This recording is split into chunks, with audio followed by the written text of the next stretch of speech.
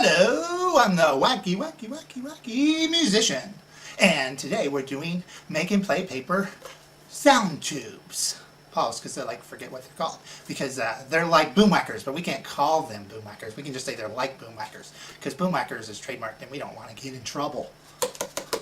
And in reality, they're like boom whackers. They're not actually the same as boom whackers, because they're made out of paper, and you can only expect so much from paper. So I think that's quite a bit of sound, so I think this will be cool. So as everyone says, please subscribe and thumbs up or like my video if you like it. I mean, you don't have to, but I'll be sad. And if you've made some of these paper instruments, make a video of you and your friends playing them and share a link to it in my comments. I'd love to see what you've done with the projects. So let's get started. What you will need is a brain. Everybody's got one of those, right? You don't really need too much of it for this. Basically, we're doing kindergarten. We're going to do a lot of coloring like little kids. All right. Other than a brain, which everyone has, I hope. Unless you're a robot, but the microchip will work. Always, I think, in every project we have tape. I usually use Scotch tape, cheap Scotch tape from the dollar store. I should be sponsored by the dollar store because so much stuff comes from there. You hear that, people? Sponsor me, dollar store. Okay, I'm not sponsored by anybody. That's the one I read. Okay, scissors. They like to talk. I don't know why I always do that, but hello, I'm scissors. Not from the dollar store. They have scissors, no. Okay, they do, but cheap ones. These good scissors, actually, it won't matter for this one, but like when you're making the flutes and cutting little holes, good scissors are helpful. And paper. We've got lots of scrap paper here. Actually, some of this isn't scrap paper. I'm running out of scrap paper. But you can see there's the pretty music. This is actually from the summer quartet I did. And that's just scrap paper of it. And you will need crowns. Crayons. I always have trouble with that. I don't know why. So I pulled out 5, I think. You can use however many you want. Always dropping things. So there's my crowns, also from the dollar store. And you should be aware that we're going to use a lot of crayon. Am I saying it right? I don't even know anymore. One of my students corrected me the other day. I don't know what it is with that word. I just can't. Anyways, what I was saying is you will need a lot of your crayon. So you may not want to take your little kids' crayons because you're going to use them a lot, particularly if they're good crayons like Crayola. So I would recommend getting something cheap. Like I have this big box. It's from the dollar store again. I'm not sponsored, but they should sponsor me. You will also need a ruler. All right, and that's all you're going to need. So let's get started. I'll move this out of the way. So first of all, as I said, we're going to be kindergartners here. We're going to do a lot of coloring. So start with one sheet of paper. I'm going to start on the back where it's blank, but actually we're going to color this side completely all the way so the entire page is colored. No spot left unturned. One sheet, that will be the outer sheet, you can make extra pretty if you want to make a design or something. I may just do a solid color. The rest don't matter. The point is actually to get the wax on the paper that the crown's made out of more than it is to make a pretty design. So only one side of one sheet will actually be seen. We're going to do this to start with for 2 sheets of paper. We're going to color the front, color the back, color the front, color the back. So I'm going to move the camera and I'm going to fast forward this so it doesn't take all year. Alright, so let's get coloring. I'm going to move these out of the way for the moment. And let's take blue.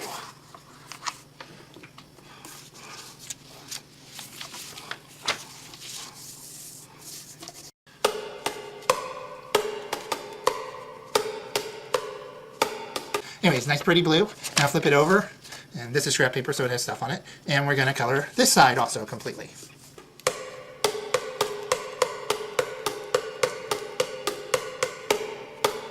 Now this music has become the blues, ha ha ha. Now we have to do the other sheet front and back.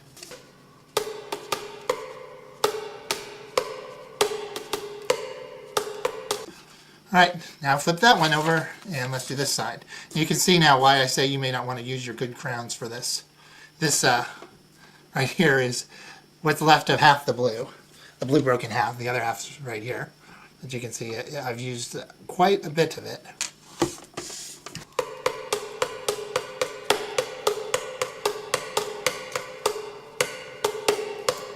And now you can see all that's left of that first half of the crown is this teeny bit here.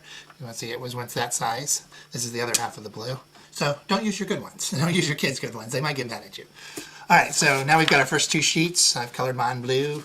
Got the blues here with music. Bad joke. Alright, put them together. Get on camera better. Alright. Lay them down. Put the sheet you want as the outside coloring on the bottom, facing down, and then roll.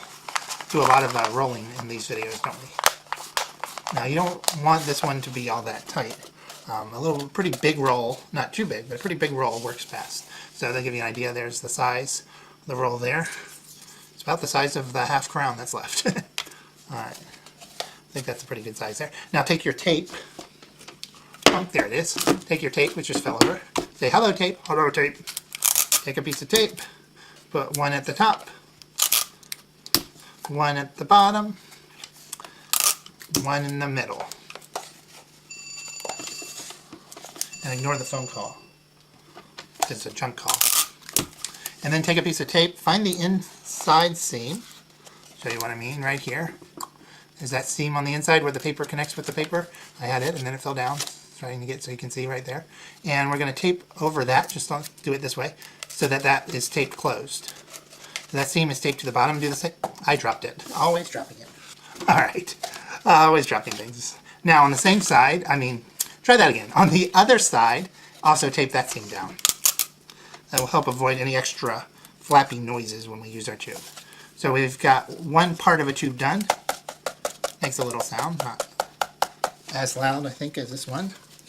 You can hear the difference because we're not done yet. So this is not finished, and that's why you don't quite get the sound you need. So we need 2 more sheets of paper. So I got some scrap paper I'll grab here. I'm going to make them into the blues again, because I'm using. We're going to color on blue. Okay. You can color it whatever you want. Again, one side of one of these sheets will be visible on the outside, so if you want to make a special pattern there, you can. If not, then whatever. Just cover it with the crown. Here we go again.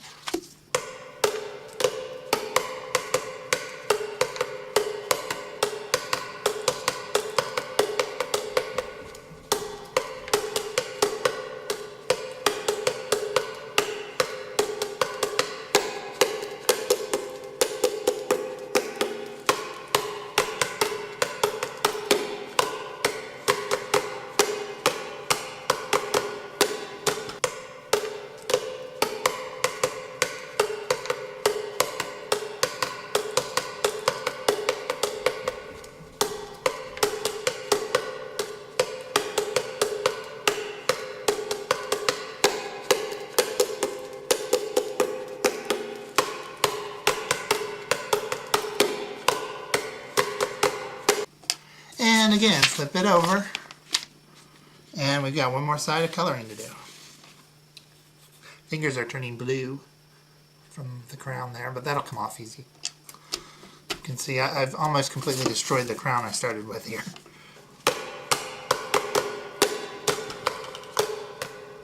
Alright, so these little pieces here are what's left of my blue crayon.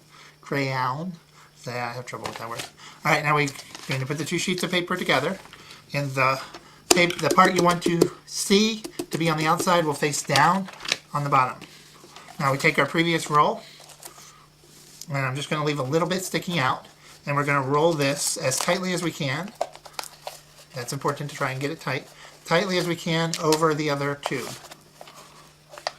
And as straight as can. My paper's moved here. Straighten them out.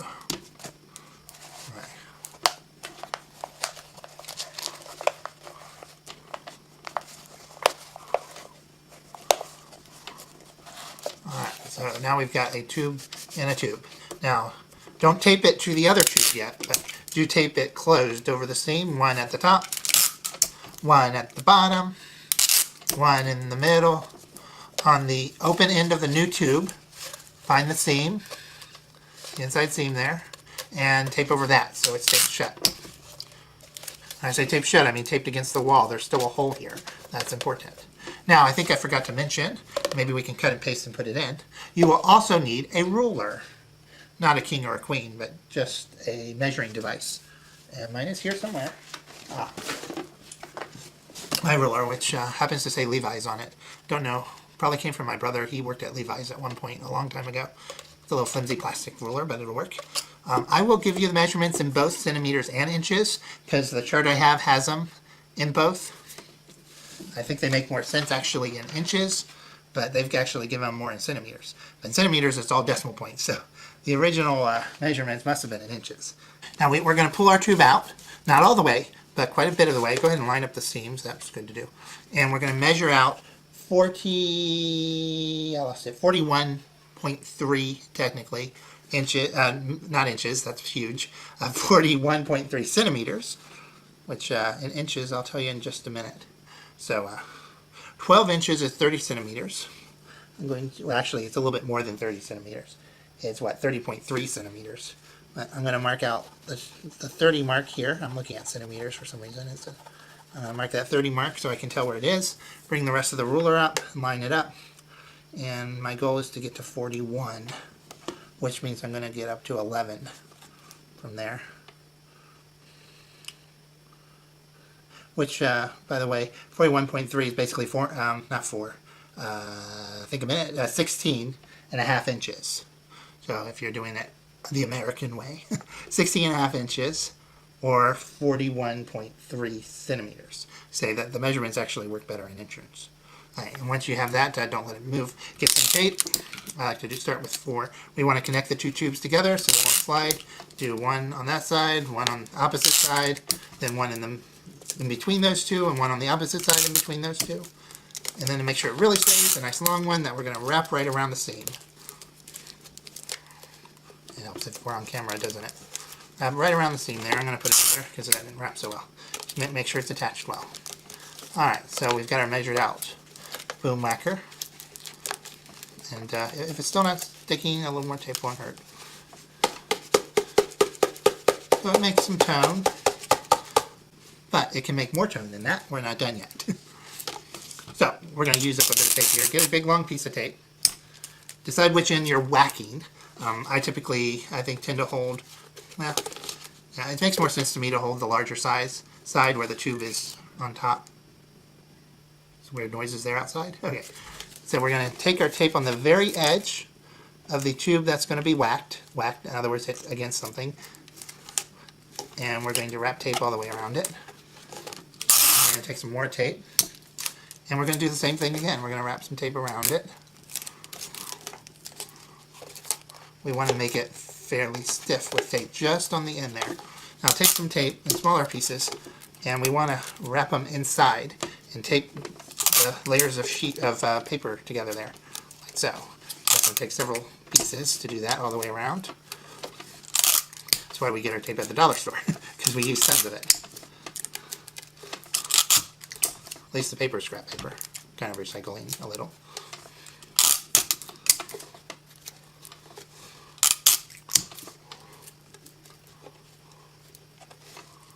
That's very good. One more.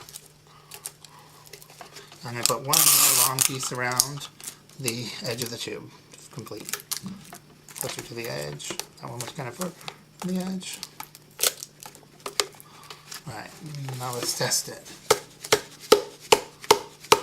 I think my joints are moving around, so I'm going to put more tape here to try and keep that from moving when it whacks. It's making a lot of tape noise. So extra tape there just to make sure it doesn't move around. So there's one tube. I actually have a second tube here.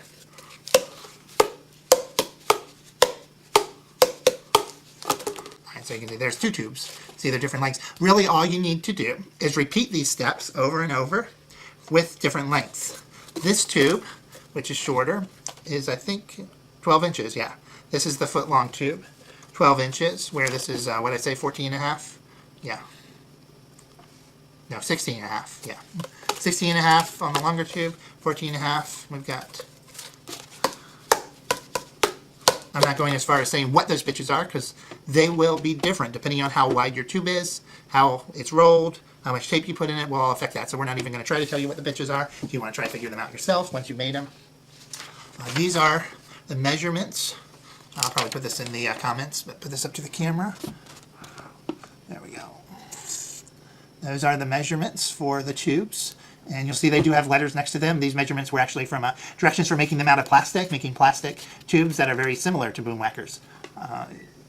And maybe I'll give you a link to that in case you're interested in trying that. And those are all in centimeters.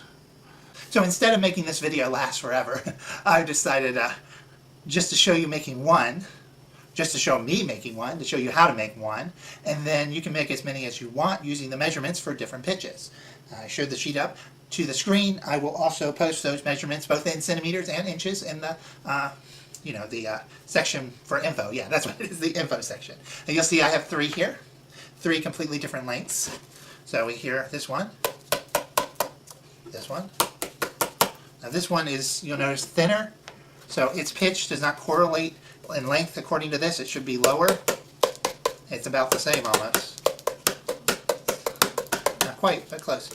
This one's really too narrow. This was one of the first ones I made when I realized it needs to be bigger. And then these are this is the one I made today. And these two work well together. Alright, so that pretty much does it for our sound tubes or tone tubes. I think tone tubes are better because we were trying to make pitches. Better known or similar to boom whackers. This is the Wacky Musician doing his trademark poof. Is to blah blah blah. It's like I can't talk. Actually, before I sign off, actually, I'm saying actually a lot. Before I sign off, let me just say, so, blah, blah, blah.